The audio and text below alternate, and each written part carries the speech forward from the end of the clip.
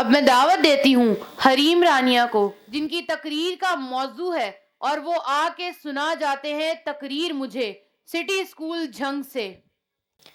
یوں دل کی بات کہنا تو مشکل ہے فراز، یوں دل کی بات کہنا تو مشکل ہے فراز، اس لیے تقریر میں حصہ لو اور سب کہہ دو۔ صدر ذی وقار، میرا نام حریم ہے اور مجھے پیار سے بھی حریم ہی کہتے ہیں۔ صدر عالی وقار، آج کا موضوع دیکھ کر میرا دل ایسے کانپ گیا جیسے بکری کسائی کو دیکھ کر کانپتی ہو۔ تو آج ہمارا موضوع ہے اور وہ آ کر سنا جاتے ہیں تقریر مجھے۔ بھائی قسم سے جنہوں نے یہ موضوع بنایا نا، یقیناً ان کی زندگی میں بھی 2-3 لوگ ایسے ضرور ہوں گے۔ اب آپ سوچ رہے ہوں گے کہ یہ وہ کون لوگ ہیں جو آ کر مجھے تقریر سنا جاتے ہیں۔ تو جناب میں انہی لوگوں کے بارے میں تو بتانے آئی ہوں۔ یہ وہ لوگ ہوتے ہیں جن کی تقریر سن کر بندہ کہتا ہے یا اللہ، یا تو یہ تقریر ختم ہو جائے یا تو میں۔ پہلی قسم، وہ دوست جنہیں سانس کم اور باتیں زیادہ آتی ہیں۔ یہ وہ لوگ ہوتے ہیں جن کو ہم بس اتنی سی بات کہیں کہ میں ابھی تھوڑی مصروف ہوں، اور وہ آگے سے جواب دیں گے بس چھوٹی سی بات ہے، 2 منٹ کی بات ہے، وغیرہ وغیرہ وغیرہ۔ اور اس کے بعد ان کی یہ 2 منٹ کی تقریر 2 گھنٹے میں تبدیل ہو جاتی ہے۔ ان کی یہ تقریر اتنی لمبی ہو جاتی ہے کہ گورنمنٹ بھی 5 سال میں اتنے پروجیکٹ نہیں بناتی جتنی لمبی ان کی تقریر ہوتی ہے۔ ایک بار تو میری ایک دوست نے اتنی لمبی تقریر کی کہ آخر میں خود ہی کہتی میں کیا کہہ رہی تھی۔ میں نے اس کو کہا اگر تم خود یاد نہیں رکھ سکتی تو مجھے کس بات کی سزا دے رہی ہو۔ جناب عالی وقار، دوسری قسم، اماں کی تقریر۔ اماں کی تقریر تو اف خدایا بس ایک ہی لائن سے شروع ہوتی ہے، میں نے تمہیں کتنی دفعہ کہا ہے۔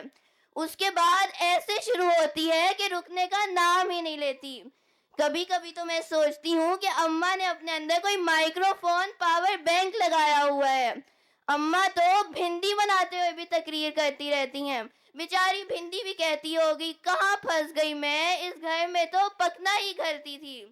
جناب عالی وقار، تیسری قسم، وہ اساتذہ جو بچوں کو قیدی سمجھتے ہیں۔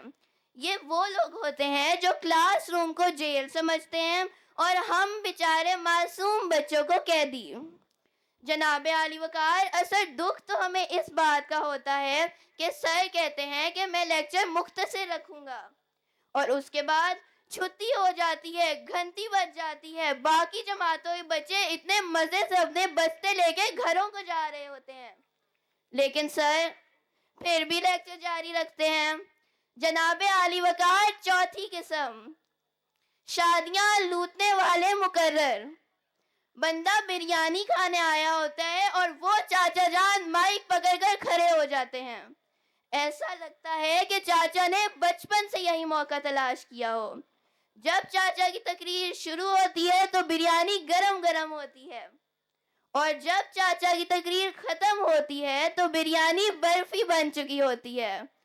اور آخر میں چاچا کہتے ہیں اگر میری تقریر سے کسی کی دل آزاری ہوئی ہو تو دل بڑا رکھیں، کیونکہ میں چھوٹے دل والوں سے بات نہیں کرتا۔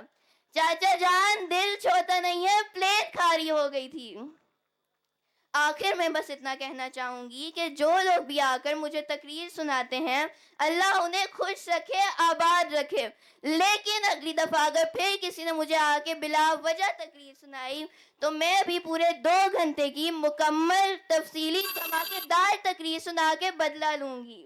لفظوں میں اتنا زہر کہاں سے لاتے ہو، لفظوں میں اتنا زہر کہاں سے لاتے ہو، لگتا ہے سام بچھو تل کر کھاتے ہو۔ شکریہ۔